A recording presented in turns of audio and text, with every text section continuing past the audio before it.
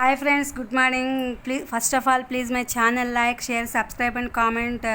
ఏంటంటే today topic వచ్చేసి social subject అనమాట. 6th class important bits content wise AP TET పాఠములు అనే లెసన్ నుంచి నేను క్వశ్చన్స్ అనేవి అప్లోడ్ చేస్తున్నాను.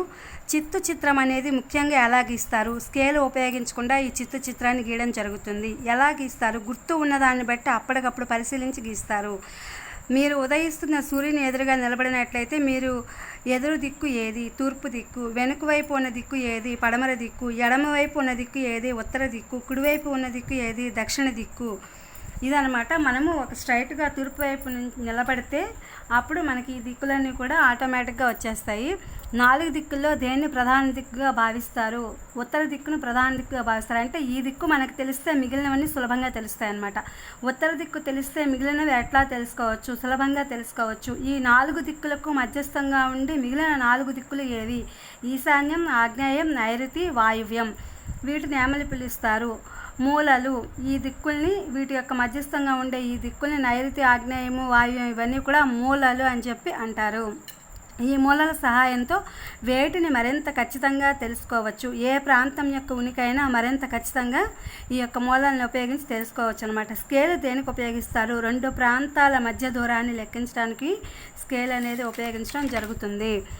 మనకు భాష తెలియకపోయినా ఎవరి సలహాలు అడగకుండా దేని సహాయాన్ని ఉపయోగించి సమాచారాన్ని తెలుసుకోవచ్చు. పటాన్ని ఉపయోగించి చిహ్నాల సహాయంతో మనం సమాచారాన్ని తెలుసుకోవచ్చు. నీలి రంగుతో కొన్ని రకాలైనటువంటి వాటిని మనము కొన్ని రంగులను గుర్తించడం అనేది జరుగుతుంది అనమాట.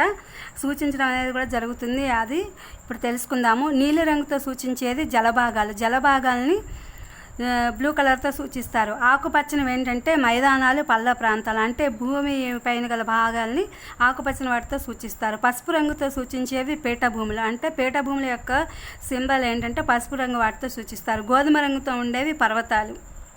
పటాలు ఎన్ని రకాలు? 3 రకాలు. అవి ఏంటి? రాజకీయ పటాలు, భౌతిక పటాలు, విషయ నిర్దేశిత పటాలు.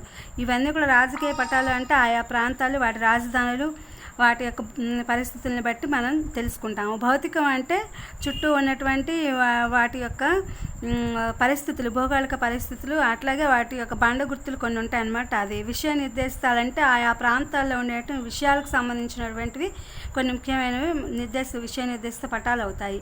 పటాల సంకలనాన్ని ఏమని పిలుస్తారు? అట్లాస్. మనం ఇప్పుడు అట్లాస్ని ఉపయోగిస్తే అన్ని రకాల ప్రపంచంలో ఉండే పటాలు, వాటికి సంబంధించిన నదులు అన్నీ కూడా ఈ అట్లాస్ని ఉపయోగించి మనం తెలుసుకోవచ్చు అనమాట. ఇది ఫ్రెండ్స్. అలాగే అట్లాస్ని ఉపయోగించి మ్యాప్ పాయింట్ కూడా మనం గుర్తుంచుకోవచ్చు. ఇది ఫ్రెండ్స్ టుడే ఏపీ టెట్కి సంబంధించినటువంటి సోషల్కి పటములు అనే లెసన్లో తీసుకున్నటువంటి 20 బిట్స్. ఇవి మీకు ఉపయోగపడతాయని చెప్పి అనుకుంటున్నాను. Please my channel like, share, subscribe and comment. Thank you for watching. Thank you for our support.